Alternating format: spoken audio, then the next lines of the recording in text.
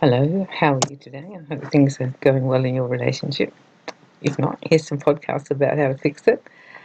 Today I want to talk about coming from love. And look, it sounds so easy to come from love. You just talk about it in lovely words. Yes, we all can come from love. But when you're actually living with people, continuing to come from love is actually probably one of the hardest things you're going to have to learn to do.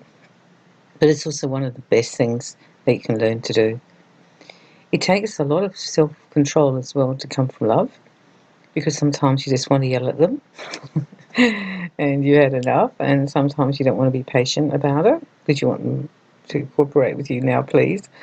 And sometimes you just don't feel that good, and it takes a lot of effort then to actually be nice.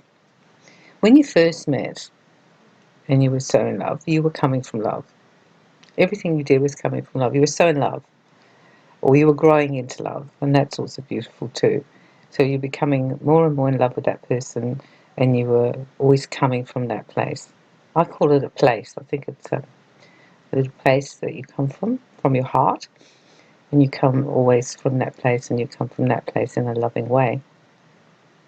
However, we are humans, and humans by nature are loving, but they're also besotted with power and control, and often these two vie for territory. They often one wants to be the boss and the other wants to be the boss. And that's where you've got to really start to control how you behave. Because if you're quite a controlling person in your actual nature, and you like things done your way and you want it done now, and you think you're always pretty much right, you might find that you start to change in your relationship because you're coming less from love and more from a position of power, your own, wanting to have your own power in the relationship. And even though we have personal power, and that's a good thing, when we're trying to tell someone else what to do or boss them around, that's not personal power. That's a different sort of power. That's an overt power where you're trying to exert your power over the person. And you can do it in an overt or covert way, and the overt way is you obviously do it, or you can do it in a covert way where you do it silently and manipulatively and sweetly, but you're still playing a power game. I really cannot impress them enough upon you to come from love. When you come from love, you will also be more tolerant, and you will not be jumping so quickly into things. You'll have more patience. You'll be more patient with your partner. So if they come home from work and they're really cranky and difficult, instead of bossing them around and berating them and telling them off because they didn't do the dishes last night, you will leave that and you will come from your heart. And when you come from your heart, you will see that something's upset them. So you forget about all the things with the dishes and the power plays. You want to talk to them now. You'll also have more compassion for your partner. And compassion is coming from the heart. When you're compassionate to someone, you are warm and you are friendly, and you give them time. And then the most important one that you'll do is to give time. Loving someone means that you put them first. If you love them, you look after their needs and you put them first, and you try and make their life happier. That's what love does. And even if you are a person who loves conditionally, and we've talked about this in other podcasts, you will still give them time. You will still sit with them and be loving and compassionate and give them love and give them time. Where it all goes wrong is where we stop being loving toward them. Now we are not being loving, we're not being understanding, we're not being compassionate, we're not giving time, we're being impatient, and we're not coming from our heart. We're coming from our solar plexus, we're coming from our power base, wanting our own way. And sometimes also I think we can shut our hearts off and become more cold toward people and more detached and not be willing to give them love. And I think all these things are going to mess things up for you. Just keep being loving to them. Just keep being patient. Just keep being tolerant. Just keep compromising. Keep being understanding. Do all these things that you probably did at the very beginning of your relationship. That's what made it work so well, because you were both being so good to each other. You were in love and you were coming from that love space. I've seen so many relationships fall away and actually be destroyed because they started off being so in love with each other, and in the end they weren't coming from love at all. They're coming from everything else.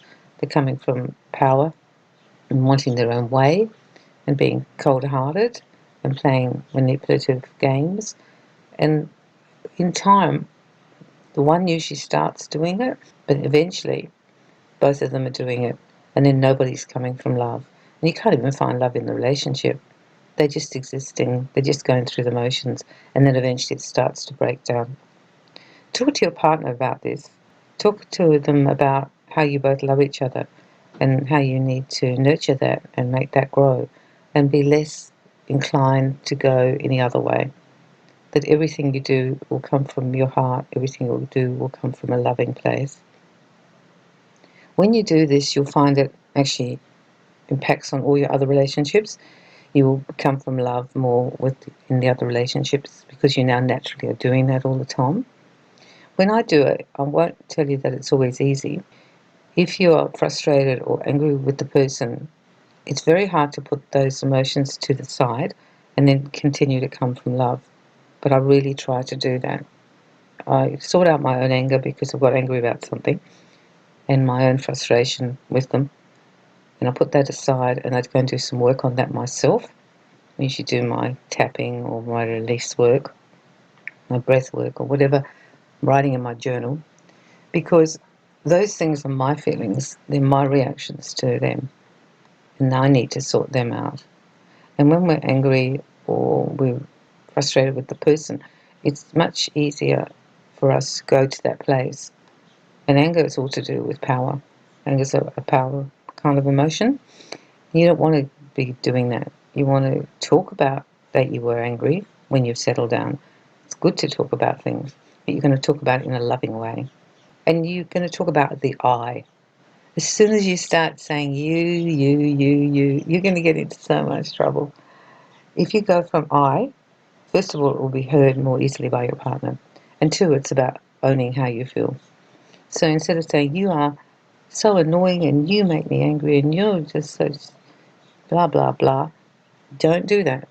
Say, I felt really upset and I was really angry with you when you came in so late. You made so much noise and you woke everybody up, whatever the thing is. I was really disappointed. It was our wedding anniversary and you forgot about it and I was really hurt.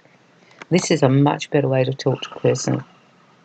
They're going to receive it better because they're not being actually attacked. And you're going to get to have a voice. Because when you're yelling and screaming and telling them that, you're not really talking about how you feel. You're talking about what they did and how it made you feel to some degree, but not really. Whereas when you sit down quietly and say you're very upset, because under all the anger is the hurt. There's always hurt underneath anger. It looks like it's a big, strong emotion, but underneath it, they probably hurt you, upset you. That's what's underneath anger. They're actually more emotions that are very more deep and kind of what I call gentle emotions. Being upset, being hurt is like a gentle emotion. I know that sounds a strange way to say it, but they're softer emotions, more like you would cry. Whereas with your angry, you're more likely to scream. You can cry when you're angry, but you're more likely to yell and scream. Come from love. Talk about everything in a loving way. What I do is, if I'm struggling with something and I need to talk to the person, I actually literally try to speak through my heart when I speak to them. So I come through my heart. So I always be coming from that way. Don't come through my liver. And when I try to come through my heart, I try and do it in that way. You have a precious relationship. You have a relationship that you want to save and maintain. And I'm telling you, if you keep coming from love, you will have much more chance of doing this and you can more likely to fix it and also to forgive, because love is all about forgiveness. It's much easier to forgive somebody and let it go and move on than the other way, because when we're angry people do not usually forgive. They just dig their heels in, they won't forgive, and they become stubborn. Anger is a more stubborn reaction to life, and coming from power and control is also more stubborn and you're less likely to give up your position of power and forgive. And that's what we want. Long-lasting relationships actually are based on love, and I think forgiveness, because you have to be able to forgive people for it to work. So start making a conscious effort to come from love. Use the I word. When you're very, very angry or very upset, step away, calm down, and then go in and talk about how you feel about it in a non-confronting kind of way for your partner. And then always come through your heart, don't come through your liver. And I feel that this is really going to help your relationship, because every time it's not working, you'll find you're not coming from love. You're coming from power and control and anger. That's what I've noticed. And real relationships are very challenging sometimes. They really are. But if you love that person, you have to find a way back into each other's heart.